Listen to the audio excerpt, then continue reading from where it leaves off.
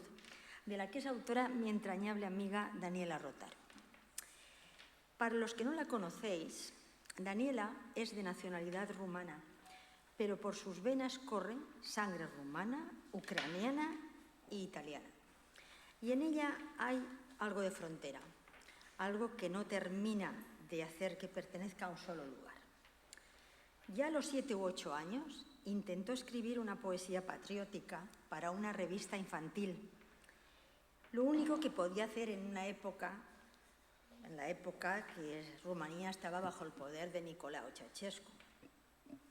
Cuando se lo dijo a sus padres, totalmente anticomunistas, le dijeron que se olvidara de hacer alabanzas ninguna al régimen. Ella es amante de la literatura, de los idiomas y de las humanidades. Estudió ruso y francés e incluso sabe algo de árabe. Enamorada de la obra de Mihail Eminescu, el poeta nacional rumano, soñaba con escribir como él. Se casó muy joven, luego se divorció y a los 32 años decidió venir a España y empezar de nuevo. Aquí se enamoró de nuevo, pero en esta ocasión del idioma español, de la Comunidad Valenciana, del Mediterráneo, de su luz y de su gente. Para ella el español es su lengua emocional, con la que piensa y escribe, y aunque Daniela trabaja como administrativa, su vocación siempre ha sido la escritura. Yo conocí a Daniela en la primera clase a la que asistí en la UGI, en el taller de escritura creativa que dirigió durante años nuestra entrañable escritora segorbina Rosario Raro. Me dijo algo apurada que no entendía bien el valenciano, pero en su libro no se nota, que aquel día hablaba nuestro profesor y que su gran ilusión era escribir. Yo no podía ni imaginar que varios años después, tanto ella como yo tendríamos obra publicada, que a decir verdad nos daría tantas alegrías. Porque en realidad la verdadera fortuna es hacer posibles momentos como este. Da igual que haya más gente, menos gente. Hablar de libros, hablar de historias, intercambiar conocimientos, opiniones, en una palabra, enriquecernos culturalmente como personas. Sobre su libro hablaremos, sobre todo ella, pero creo que es momento de poner en valor un género que a mí se me antoja harto difícil, el teatro para ser leído. Hace algunos lustros, más de lo que yo quisiera, los estudiantes asistíamos e interveníamos en sesiones de teatro leído. Esto se hacía en los colegios mayores, en clubes y foros estudiantiles. Ahora puede sonar raro, pero tenía un encanto especial y todos nos tomábamos muy en serio nuestro papel o escuchábamos la obra embelesados. Claro está que no había pantallas, naturalmente. ¿Qué tiene de especial este género? El teatro para ser leído, ¿qué es lo que lo hace diferente? Sencillamente, el ser una obra dramática escrita principalmente para la lectura y no para representarse necesariamente en un escenario. A diferencia del teatro tradicional, actuado ante el público, este teatro pone más énfasis en varias cosas. La calidad literaria del texto, la profundidad psicológica de los personajes, el lenguaje y sobre todo los monólogos y las reflexiones internas. Está escrito en forma de diálogo, como cualquier obra teatral, pero con mucho más detalle, con escenas que a veces son muy difíciles de poderlas representar en un escenario real, pero que se leen y consiguen que el lector se meta plenamente en el ambiente. Y el texto se disfruta como si fuera una novela dialogada, pues se centra más en el texto y es más reflexivo y literario. Grandes autores con obras muy complejas, como el Fausto de Goethe o el Prometeo liberado de Shelley y algunas obras de Unamuno, se leen incluso más que son representadas. Esta obra responde a estos parámetros que yo he dicho antes, de teatro para ser leído.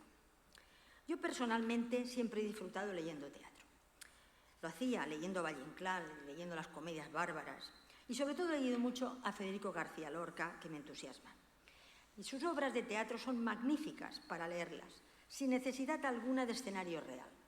En ellas se combina la poesía, el simbolismo y la tragedia, de una manera magistral, siempre abordando temas profundos que invitan a reflexionar. Pero yo no he venido a hablar de Lorca, sino de Daniela y de su obra. que me ha sumergido en un mundo de personajes fuertes, sobre todo sus mujeres, que se expresan en un lenguaje natural, tanto en castellano como en valenciano. Un lenguaje que está lleno de poesía, de metáforas y de símbolos, conformando una prosa que es casi poética. Es una obra cargada de esperanza, donde los principios de gratitud y amistad brillan con la luz del Mediterráneo. Dice Daniela que le interesa la inteligencia emocional, un territorio que explora para dotar de profundidad a todos sus personajes. Esta es una obra distinta, que narra un viaje personal, dotada de una estética que enamora desde las primeras palabras, con diálogos muy cuidados y legada a nuestros paisajes de Castellón y Valencia. Una obra que pone en valor la resiliencia, la amistad, la salud mental y los afectos. Nos hablará Daniela de sus personajes, de su porqué, de cuánto tiene Inma de sí misma, del desarraigo, de la pérdida y de la esperanza. Pero yo sí quiero comentar la riqueza del lenguaje empleado en una autora que escribe en una lengua distinta a la suya de nacimiento, algo que siempre me ha parecido de extrema dificultad. En su texto está presente Castellón en estado puro, con las expresiones orales que usamos a diario. Están presentes los vínculos a nuestra terreta, la Mare de Déu del Lledó y del Desamparats, nuestra cocina, el paisaje de nuestro entorno, las flores y las plantas, que tienen un significado determinado. Y es aquí donde yo he recordado, permitidme, una obra de teatro de Lorca, Doña Rosita la soltera o El lenguaje de las flores. Deliciosa obra para ser leída, que yo no sé si la conoce Daniela, pero en la que las flores tienen algo que decir, cada cual a su manera, porque también aquí en Doña Rosita, como en el libro de Daniela, las flores son un símbolo, representan etapas de la vida, una vida que resurge incluso cuando parece haberse apagado. El texto de Daniela es profundo, sensible e inspirador. Puede ser, Daniela, que te hayas acercado a Doña Rosita sin apenas notarlo. Ahora le paso la palabra a la autora para que nos cuente cómo, cuándo y por qué surgió en ella ese deseo incontenible de expresar y compartir vivencias y reflexiones que, sin lugar a ninguna duda, son como si fueran propias. Gracias, Asun. Buenas tardes, buena vesprada y buonasera. Quiero saludaros en los 3 idiomas que aparecen en mis 2 libros, como no podía ser de otra manera. Y no quiero hablar del libro antes de dar las gracias al Ateneo y a Asunción por haberme permitido estar aquí. La verdad es que me hacía muchísima ilusión porque el Ateneo es una institución que tiene mucho prestigio, que tiene solera, como se suele decir aquí, y yo que he estado tantas veces sentada en alguna de estas sillas, escuchando a tantos grandes autores, hablando de sus libros, pues nunca me imaginé que algún día me tocaría a mí estar aquí enfrente de ustedes.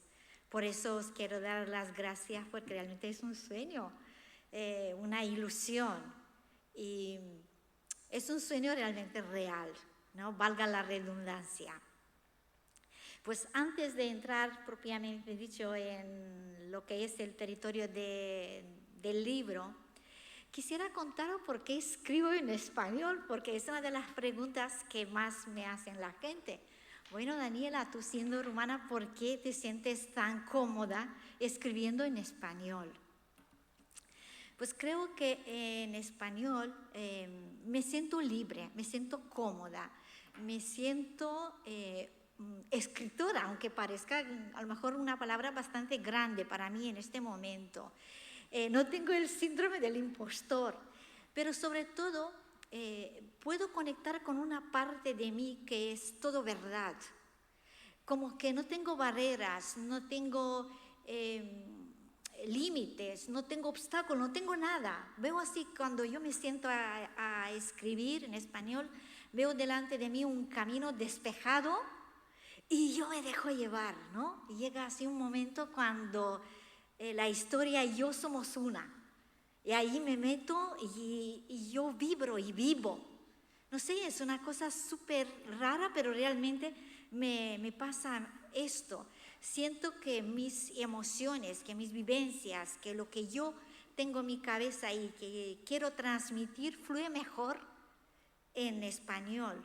De hecho, para mí este libro me ha dado la posibilidad de traducirlo al rumano y os confieso que he sufrido literalmente porque en los últimos años yo no tenía un contacto tan estrecho con mi lengua materna y algunas reglas de ortografía, de escritura han cambiado y me sentí un poco analfabeta en mi propia lengua.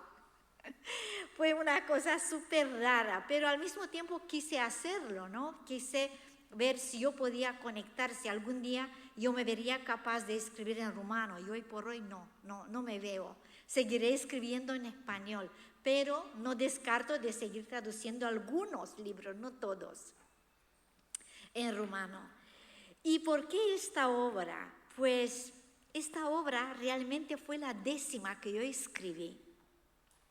Escribí 9 obras de teatro que tratan pues diferentes temas que están muy al día, que todos podemos observar, que son realidades profundas. Y cuando surgió la idea de esta obra en mi cabeza, realmente surgió desde el agradecimiento. ¿Sabéis? Después de escribir aquellas 9 y tratar temas tan profundos y de un lugar tan honesto, tan real, tan auténtico, yo dije, ¿qué menos puedo hacer que escribir esta obra como un homenaje, como algo que sale de lo más hondo de mí, que es como un acto de gratitud profunda por esta tierra que me ha acogido tan bien, por su gente, por todo lo que yo he encontrado aquí, por todo lo que tengo, por todo lo que vivo, lo que experimento y lo que disfruto. Porque yo de alguna manera siento que he encontrado mi lugar en el mundo. Y esto ya es algo que lo he sentido hace muchos años. Y entonces dije, ya que voy a escribir una obra ambientada en este territorio, ¿por qué no hablar de lo mejor de su gastronomía? ¿Por qué no hablar de este Castellón que conocemos y al mismo tiempo no conocemos, ¿no? ¿Y por qué no jugar con ciertas cosas? Porque todos sabemos que en la carretera de Castellón hacia Benicàssim hay algún que otro vivero, pero en mi obra hay un vivero, no es ninguno en concreto. Me ha gustado jugar con cosas que podían ser muy reales, ¿no? Como este Castellón que conocemos y al mismo tiempo no conocemos. También hay una óptica que sale en el libro, que realmente está en la calle Trinidad y en realidad se llama la óptica Hernández, pero yo no quería hacer publicidad, yo la llamé Clarinet. De hecho, la dueña de la óptica es mi amiga y cuando le dije lo que hay, me dijo, oye, ¿me permites utilizar este eslogan como publicidad? Porque he pagado a los mejores profesionales de marketing y ninguno me ha dado con esta idea y me parece súper potente. Digo, pues adelante, total. Y era como, ¿por qué no jugar con las palabras entre el castellano y el valenciano? Y dije, pues clarinet, porque tenía ahí como una musiquita, como algo así que da incluso como un poco de juego, ¿no? Y digo, pues voy a hacerlo de esta manera, porque realmente yo no quiero hablar de la óptica de mi amiga, yo quiero hablar de una óptica que podía ser cualquiera y de lo que puede pasar en una óptica. Y entonces, en ese proceso de escritura, yo he disfrutado mucho, porque como os digo, he jugado con muchas cosas, he tomado cosas muy reales, las he llevado a mi terreno y me lo he pasado pipa, como si fuera una niña pequeña. Estaba ahí jugando y decía, pues claro, porque fíjate tú, cuando los que llevamos gafas, y ya somos unos cuantos en esta sala, vamos a cambiarnos las gafas, ¿no? Solemos elegir una montura. Y quien nos atiende pues nos suele ofrecer varias monturas y queramos o no cambia mucho, ¿no? Ponemos a los ojos y pues mira, una en blanco, ay, pues parezco no sé qué, pues no me acaba. La otra, y te das cuenta que somos nosotros mismos, pero al mismo tiempo parece que somos otros según las monturas que elegimos, ¿no? Y yo dije, ¿y por qué mi personaje no puede jugar con esto? Pero realmente la idea que fue el detonante de esta obra fue una conversación que yo tuve con una señora, menos mal que no está en la sala, que en un momento dado me decía, a mí me gustaría ser como tú. Y yo entonces dije, pero Sara, pero haz esto, yo qué sé, haz un cursillo, aprende esto. No, yo no valgo para eso. Lo que yo quiero es que un día me cambien la cabeza.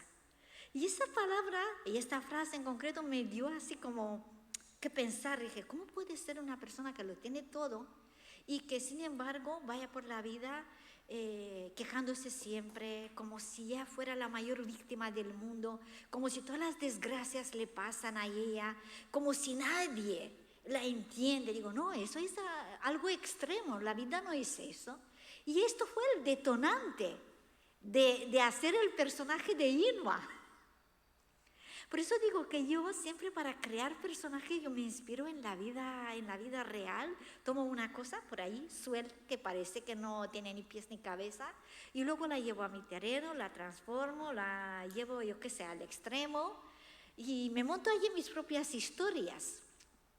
Y claro, dije, esta mujer que es tan pesimista, tan negativa y tal, pues ¿qué nombre le voy a poner? Pues el nombre tiene que ser algo que juegue a mi favor, que los que escribimos ya sabemos que los nombres bien utilizados son un recurso técnico. Y en este caso, Inma, de Inmaculada, que es pura, sin mancha, pero ya arrastra traumas. Realmente por eso le puse este nombre. Y entonces dije, pues sí, este personaje de Inma es tan negativa y tal, ¿qué personajes podían equilibrar esta historia?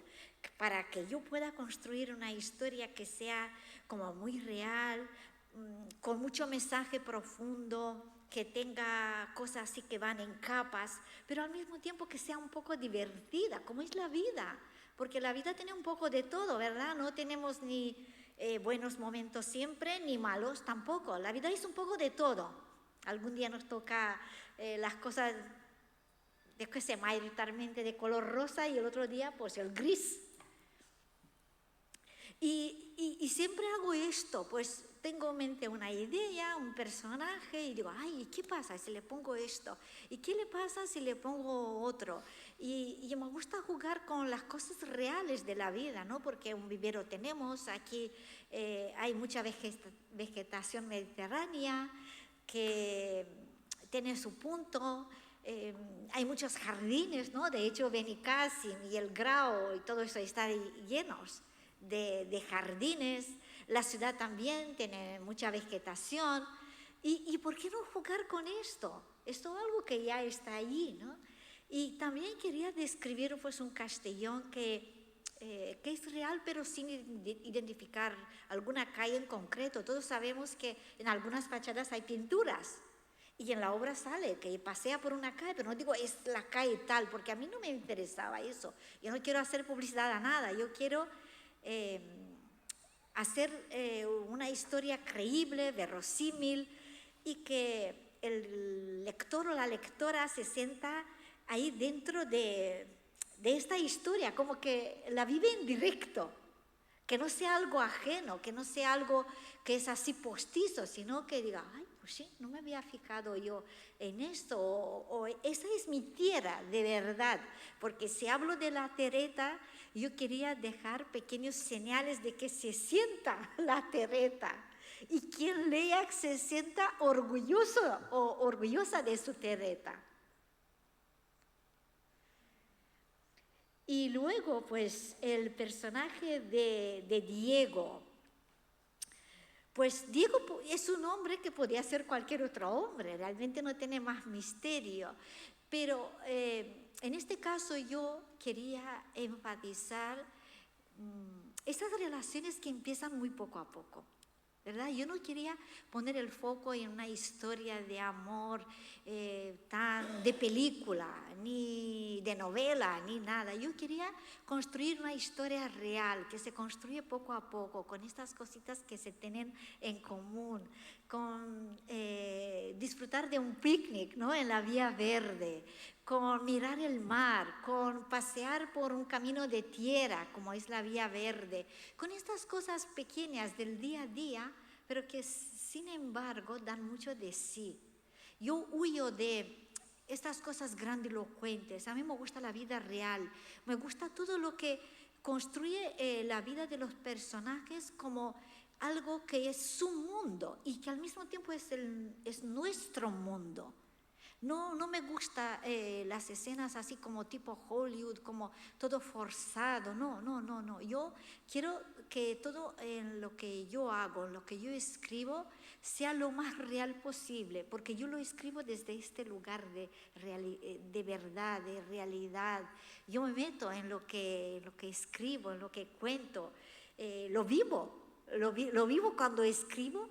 Si os digo que a veces mientras escribo algo me río sola, carcajadas, otras veces lloro, según de qué se trata, ¿no? Me sumerjo tanto en la historia que lo vivo no sé cuántas veces, que hasta llego yo, lo tengo que dejar porque es la vida del personaje, no es mi vida. Yo lo vivo como una añadidura, ¿no? Porque si no, no lo puedo crear.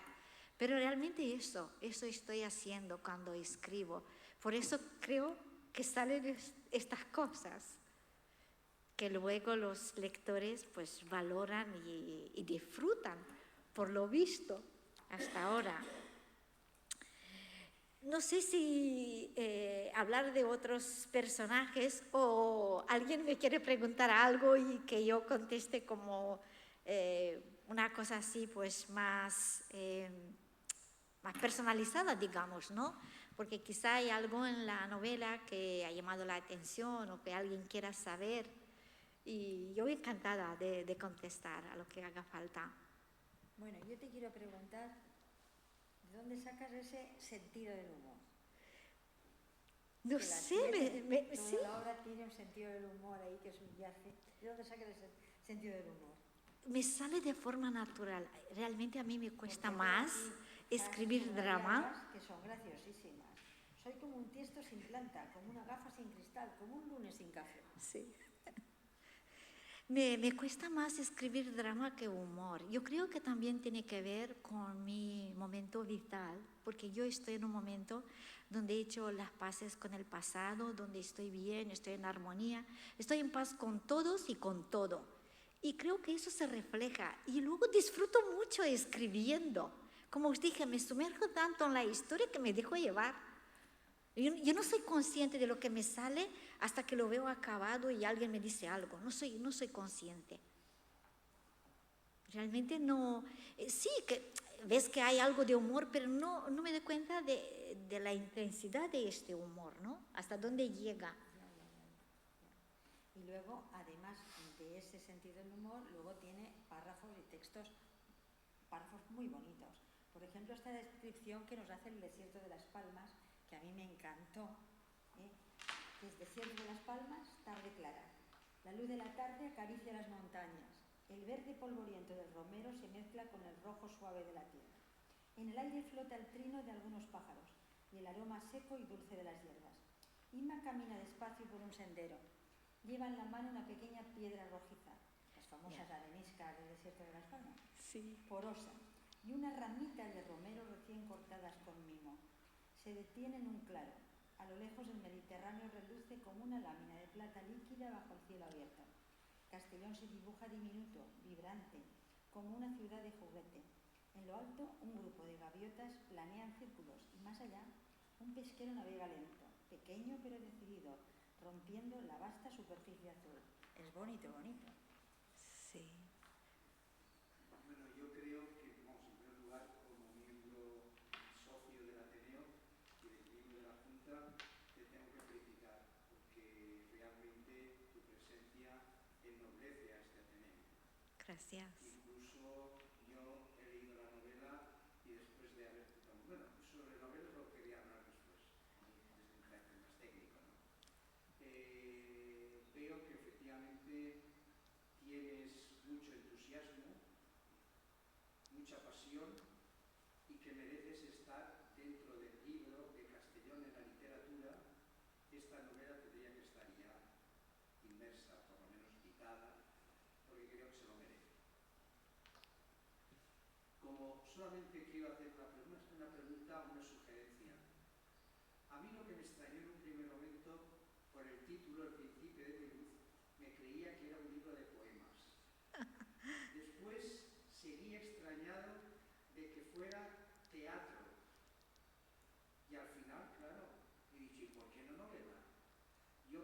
que hay narración, hay descripción, como muy bien ha dicho también nuestra compañera Asunción, hay diálogo, que es lo fundamental para Claro. que haya, hay tensión, hay tensión, hay un clímax, hay un desarrollo, hay un final. Quiero decir que yo animaría, en primer lugar, que esta obra se representase. Ganaría mucho. Y no desmerecería de lo que en un primer momento parece ser que los críticos te han tratado cuando comentan tu obra, de que es una obra teatral. Para mí es una obra que podría muy bien, pasarse a novela. Quedaría muy bien. Y después su representación enriquecería mucho el texto, porque hay lo que llaman los críticos cinética, es decir, movimiento, hay prosémica, dicen también los teóricos, hay acercamientos, separaciones, hay sensibilidad. Te felicito porque es una obra que no solamente, como han dicho también al principio Asunción, tiene elementos realistas, totalmente, es una obra realista 100%, pero sin el deterioro que podría ser, o el demérito de ser costumbrista. No llega a ser costumbrista, es psicológica. Perfectamente creo que estos son personajes que tú has extraído de la realidad, incluso también te has sumergido tú en la obra como autora. Sí. Pero además hay también, y eso es también lo que me sorprende, siempre un hálito de tesis. Es decir, tú quieres demostrar algo, tú quieres testimoniar algo, tú quieres lanzar un mensaje. Y eso es muy propio de la novela teatro realista y que aquí perfectamente se acomodaría a su representación. Yo te felicito, he disfrutado con esta obra, ha superado mis expectativas. Oh. Mis expectativas me refiero, porque claro, yo he conocido, o conozco por la vida profesional y familiar también, a rumanos. Por ejemplo, mi madre estuvo atendida por 2 rumanas, te hablo de los años 90. He dirigido 2 tesis doctorales a 2 rumanas, una está el profesor en Helsinki y la otra en la UJI. Son personas que a mí admiraba mucho porque cómo aprendían ellos el castellano y lo escribían también. Por ejemplo, esto es un modelo de escribir bien con un lenguaje coloquial, conversacional, sencillo, directo, dramático, en el sentido más estricto de la palabra, ¿no? Y que, en fin, que son extractos, son retazos de tu propia vida, y eso es lo que es el realismo, ¿no? Sí. Y después también, como ha leído el pequeño fragmento Asunción, pues es un texto poético, a lo mejor un tanto almibarado, sobraría a lo mejor un poco de literarización y que en relación con la obra tuviera una mayor concordancia, pero vamos, te felicito. La obra me ha gustado. Enhorabuena. Gracias. Gracias.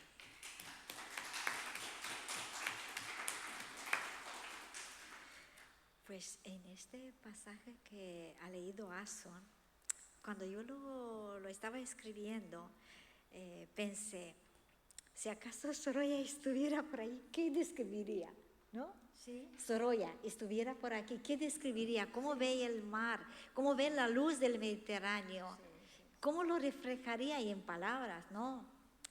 Y en eso pensé, como dotar de esta realidad y de esa luz, porque para mí la luz no está solo en el personaje, sino en todo lo que rodea, y realmente está en esta tierra y en las otras mujeres, sobre todo, que aparecen en la obra, ¿no? Berta es una señora entrañable que también tiene su luz, que tiene ahí esta gracia de dar estas píldoras de sabiduría. Karen también. Y cómo engarzas el castellano con el valenciano. Hay expresiones que recoges valencianas que no solamente significan, sino que en su contexto son intensificadoras. Sí. Muy bien. Difícilmente alguien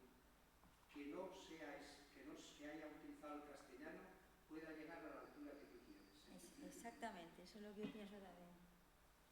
Sí.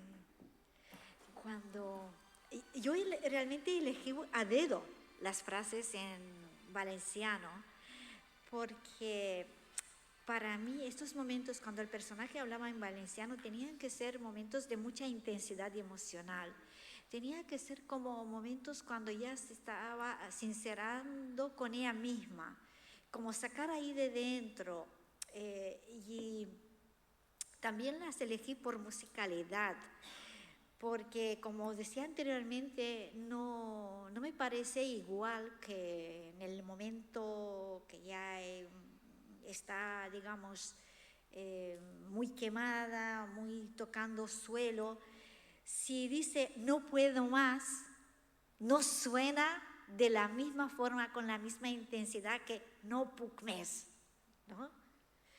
O cuando allí en el vivero, cuando tiene este momento con Lucía, con la becaria del vivero, cuando esta le cuenta estos bocadillos de níspero y tal, y era como un homenaje a sus abuelas, sus tatarabuelas, Los bocadillos de níspero, a todo lo que quizá ustedes han vivido o les han contado, porque yo sí que no lo he vivido. Y quería rescatar eso porque vivimos en un mundo tan globalizado, todo parece que de todas partes, ¿no? Y tenemos que rescatar aquello que hace único cada escenario, cada lugar, porque para eso escribimos, porque si no, si yo le quito estas pequeñas cositas que hacen ver y ayudan a situarse en esta, podía ser de cualquier otro sitio esta historia, y yo no quería, yo quería que tenga este sabor, que tenga este olor, que tenga esta luz, que tenga todo lo que aporta esta tierra, que se notara, ¿no? Era para mí la terreta y todo el entorno era como un personaje más. No era simplemente un decorado, era un personaje, una entidad, una cosa muy sólida y firme, ¿no? Que se ve ahí. Era eso.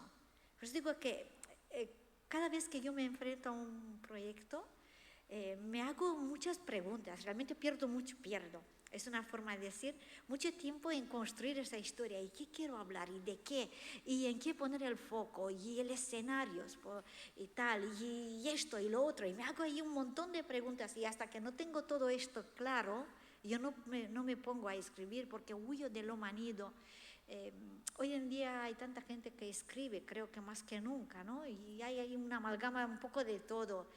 Y luego, como se han escrito ya tantos libros, cuesta encontrar un escenario que no esté ya utilizado o un personaje. Y entonces, si no nos esforzamos un poco en aportar algo nuevo, un poco de frescura, pues ¿para qué lo hacemos? Para dar más de lo mismo, creo que ya no tiene sentido, ¿no? Y que también es como una lucha, entre comillas, conmigo misma, a ver qué puedo dar esta vez, a ver dónde me puedo meter, a ver qué puedo rascar ahí, rescatar y todo esto. Es un disfrute, porque yo disfruto mucho del acto de escribir. Para mí, escribir es una manera de vivir, no es un pasatiempo, para mí es una manera de vivir, porque desde que me puse a escribir tan en serio, cuido mucho más mis emociones, mi descanso, mis relaciones personales, porque todo me influye y no puedo adelantar todo lo que quiero. Y entonces yo quiero que a la hora de crear estos personajes de esta obra o de cualquiera, tengan vida propia, aunque yo me inspire en una cosa que está allí o algo que me rodea, luego yo quiero crear personajes realmente nuevos y que tengan vida propia, que tengan sus motivaciones, que tengan todo suyo, que no sean una copia de nadie y de nada. Que estos personajes sean como un poco de muchas cosas, de muchas realidades, de muchas personas, pero que al mismo tiempo podían ser una persona real y muy de ahora. Hay una frase que pones ahí en la portada que está muy bien, dice: aprendí otro idioma, al principio con esfuerzo, después con entrega, hasta que esa lengua, esto lo podría poner cualquier escritor de primera fila, se convirtió en refugio, Sí. como refugio, en morada y en su manera de habitar el mundo. No se podía decir mejor, en una lengua que uno aprende Sí, sí, manera como tú lo has aprendido y qué es para ti saber. claro. Y que tengas más dificultad en traducir ahora esta novela en rumano que en castellano. Sí, sí, sí. Es curiosísimo. Sí, de hecho, en rumano es adaptado tanto el título como el texto, porque me di cuenta de muchas cosas a la hora de traducirlo, incluso alguna vez he hecho una frase de apoyo para que tenga la misma intensidad que yo quería, pero es verdad que al ser una obra que yo ya pensé desde su nacimiento en español, es algo que, ¿cómo diría yo? Es decir, mi planteamiento fue este. Si yo me planteo esta obra desde un principio en español, yo tengo que pensar en español, tengo que sentir en español, tengo que escribir de tal manera que se sienta en este idioma, que tenga esta intensidad emocional que yo quiero, que tenga esta belleza, que tenga todo este engranaje que hace que el universo de la obra sea el que es. Porque si piensas las cosas en un idioma y luego la traduces al otro, no es lo mismo, no es lo mismo. Y por eso para mí era muy, muy importante como que una vez que empecé a escribir, dejarme llevar. Y dije, ¿qué pienso yo respecto a las tradiciones de este lugar? Pues eso. ¿Qué pienso yo respecto a la gastronomía? ¿Qué pienso respecto a las relaciones humanas, a la forma de socializar, a la forma de vivir y tal? Y todo eso se refleja. Es decir, que yo he hecho ahí como una búsqueda interior muy profunda, cuestionándome y analizando muchas cosas antes de poder escribir desde este lugar emocional, porque si no, no se puede hacer. Es decir, si no te sientes completamente integrada en este universo que estás creando, no sale esto. Y yo, después de la primera obra, me di cuenta que cuando me pongo a escribir necesito así como una cosa mía. No hago ningún ritual ni ninguna cosa rara, ni mucho menos. Simplemente que me pongo a escribir y empiezo a escribir como algo así más ligerito, más light. Pero luego llega un momento cuando mi consciente, mi inconsciente y mi subconsciente son una. Yo me meto tanto en la historia que lo vivo todo con una intensidad y con una cosa y me saca alguien, parece casi un poco un medio zombie, ¿no? Porque estoy tan metida en la historia que me cuesta luego volver a la realidad. Porque yo vivo aquella realidad que estoy creando. ¿Alguna pregunta más? ¿Más preguntas?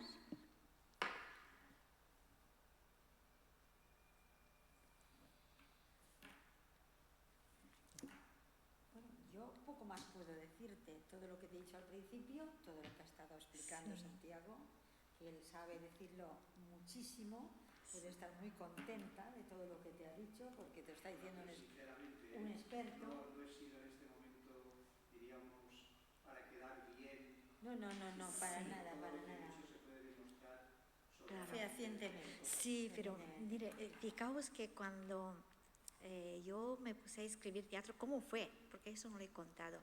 Yo estaba escribiendo una novela basada en hechos reales, una novela que sucede entre Rumanía, bueno, que se desarrolla entre Rumanía y otro país.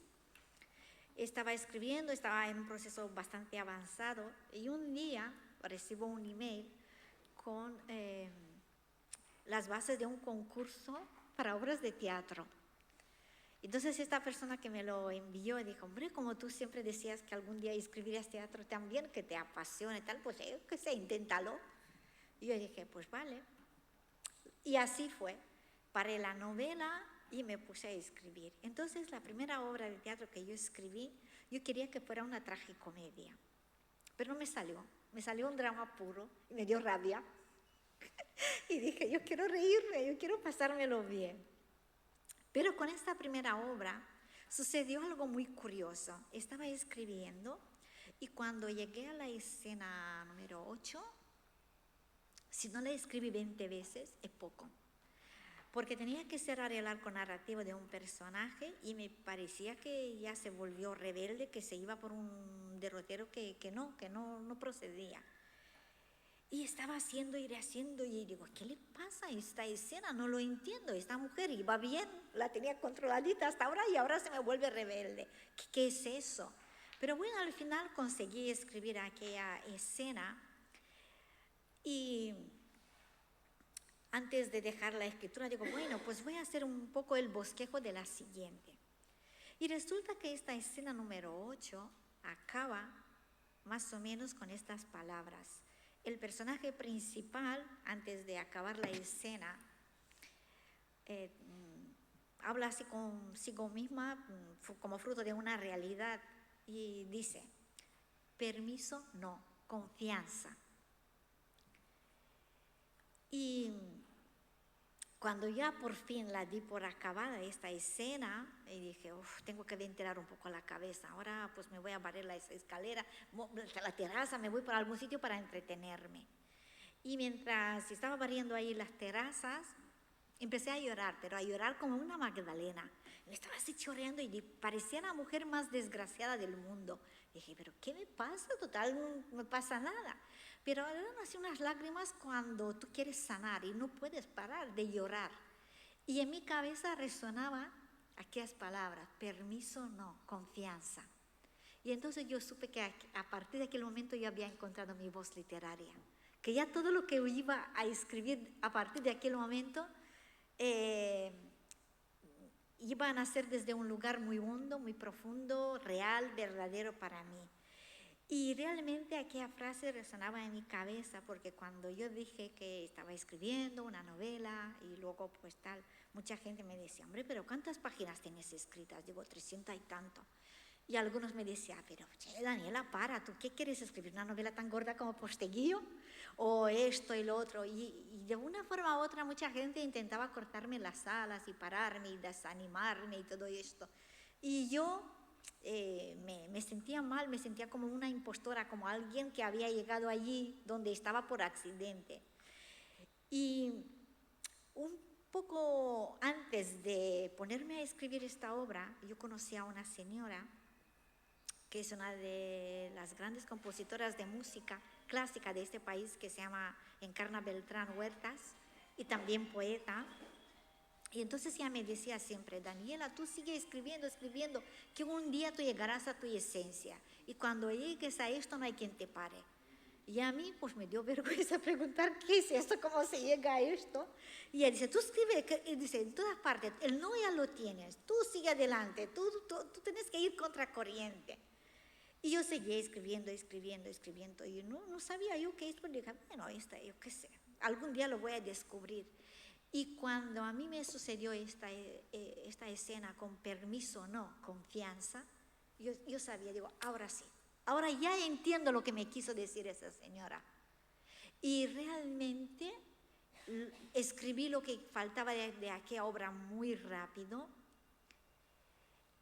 Luego escribí una obra detrás de otra, era como si se hubiera abierto un grifo. Escribí 11 obras en 6 meses, pero dormía poco, comía a deshoras. Era una barbaridad lo que me pasó a mí. Y entonces yo supe que había hecho una buena elección, que tomé una buena decisión de parar aquella novela y escribir teatro. Que realmente no fue un capricho, que era algo que tenía que suceder, que era algo que estaba ahí en mi cabeza. Esas historias pedían salir, ya estaban dentro. Esas historias ya tenían mucha vida. Por eso salieron tan pronto y con esa profundidad y todo lo demás. Porque era su momento para que salieran. ¿Tenéis alguna pregunta más? ¿Paqui? Os he dejado tan callados, por el amor de Dios.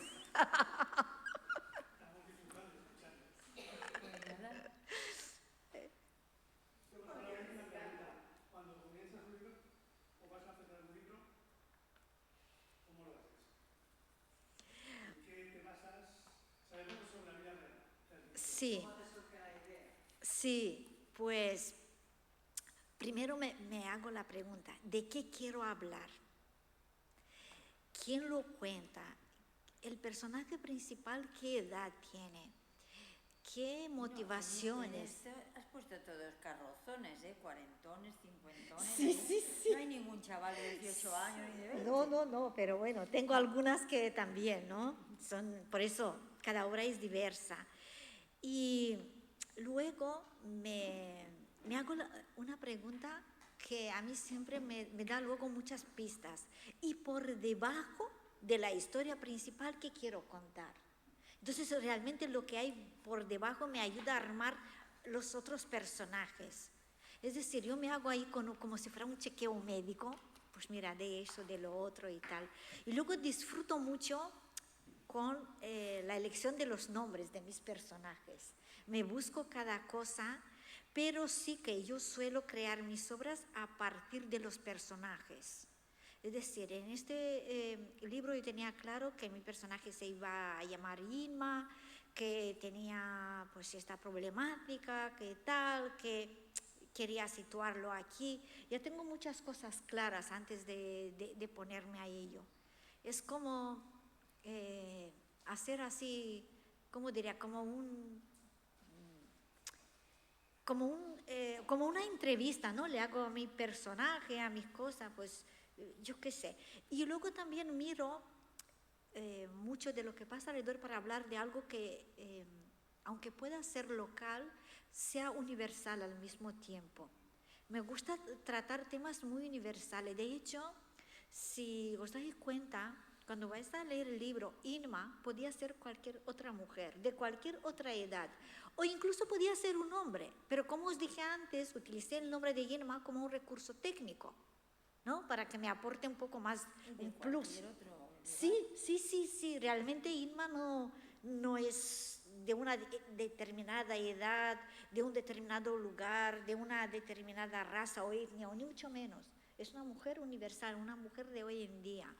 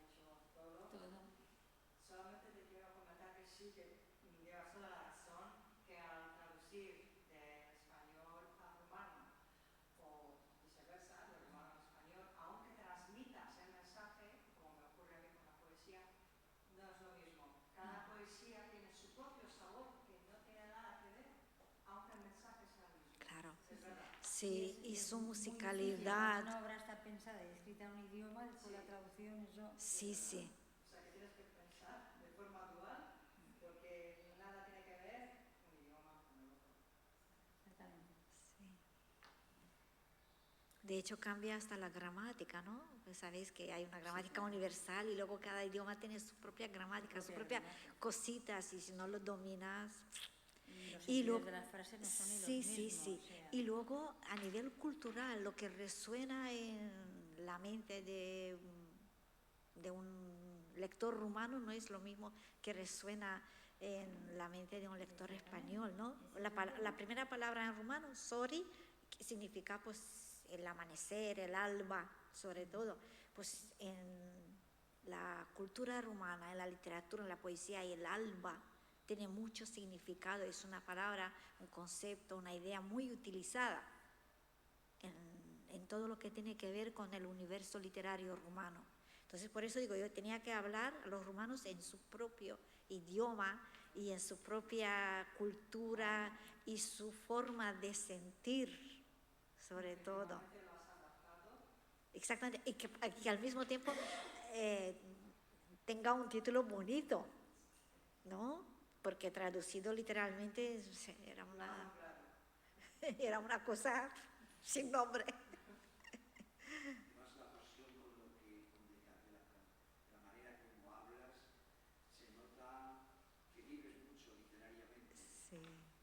Ha sido un ejemplo de lo que es la exposición de sociolingüística, de literatura, de dramaturgia.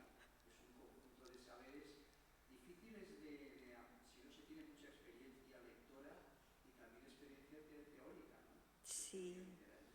Pero yo no tenía tanta experiencia, yo me dejé llevar por esa historia. Por eso digo, cuando alguien me dice, pues, ¿por qué este género, por qué esta forma? Yo creo que este género, esta forma de escribir me encontró a mí. Realmente creo que he dado con la tecla de lo que a mí me funciona, de lo que a mí me sale de forma natural, porque a mí, como os dije, me gusta crear estos personajes complejos de hoy en día, de la nada, pero luego me gusta mirar mucho las realidades de lo que hay alrededor. En este caso, esta mujer no tiene, como dice ella, no tiene un drama de novela, pero lo tiene. En otras tengo una que fue la segunda que escribí. Es una comedia hilarante. Es que, mira, estaba riéndome a carcajada. Es que me costaba leer porque parecía escrita por Almodóvar, pero con mi lenguaje y mi forma de ver la vida. Y son unos personajes que están a punto de jubilarse y no saben qué van a hacer después. Entonces la que monta es, ¿no? Y además andaluces. Y entonces cada cosa para mí es un universo. No, para mí no es solo escribir sobre un tema y crear un universo propio del libro, que eso lo hacen todos los que escriben, sino es un universo todo lo que rodea la obra, ya desde la primera semilla, desde el primer brote. Cuando yo pienso, pues voy a escribir y tal. Y luego me pasa también una cosa curiosa, que pongo un título provisional y luego la historia me lleva. De hecho, mi título provisional fue Gafas para ver en colores. Pero era así porque quería que la óptica tuviera más protagonismo. Realmente era por eso. Pero al final, mira, me dejo llevar por la obra, la siento, la sé, como digo, la hago mía y vi que realmente la luz era lo que sobresalía. Pues lo de Gafas para ver en colores a mí me encanta. Sí, sí, pero a lo mejor es que ese nunca lo descarto porque son estas cosas, ¿no? Daniela, ¿tú sabes lo que decía Pérez Galdós, Benito Pérez Galdós? Que lo que debe intentar el escritor es que al final el lector, tú has hablado de verosimilitud, él todavía profundizaba más, decía, no, lo importante es que el lector diga, esto es vida, Sí. y lo has conseguido. Precisamente, no solamente del plano teórico que estás explicando, sino leyendo la novela, realmente que cuentas una realidad, hondura humana, hondura psicológica y hondura social, porque ahí reflejas un mundo social intenso, ¿no?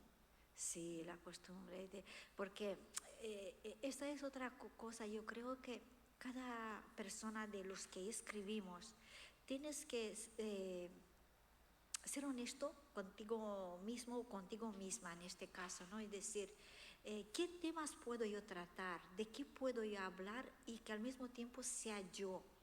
No quiero hablar de algo que me viene grande, de algo que no va conmigo, porque si no lo haces desde esta verdad, tú no puedes crear todo lo demás. Es decir, yo creo que la gente que va a leer mi libro y los que vendrán se dará cuenta a través de los personajes y de todo lo que estoy creando, cuáles son mis principios de vida, mis valores, qué me mueve, qué me conmueve también, qué me gusta, qué no me gusta. Ya sabrá lo que pienso acerca de muchas cosas, porque no soy yo, pero al mismo tiempo, por muy debajo, soy yo.